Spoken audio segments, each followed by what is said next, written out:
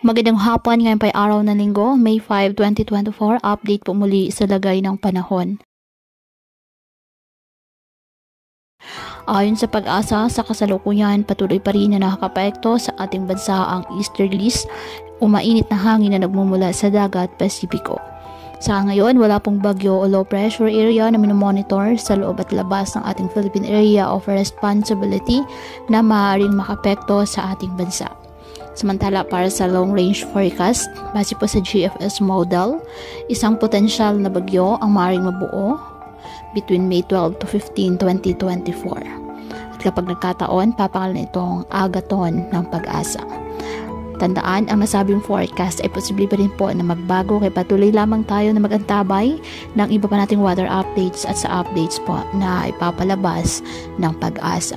Ngayong araw, ang Metro Manila at nalalabing bahagi ng ating bansa, asahan po ang mainit at malinsangang panahon.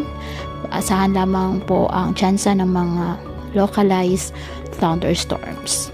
Kaya patuloy pa rin po natin na pinag-iingat ang ating mga kababayan sa banta pa rin mga posibleng pagbaha at pagguho ng lupa, lalo na kapag may malalakas na ulan. At ugaliin po na magdala palagi ng payong o kahit anong panangga sa ulan. Hindi ka naman po sa init ng araw kapag lalabas ng ating mga tahanan. At yan po muna ang update sa lagay ng panahon ngayong araw.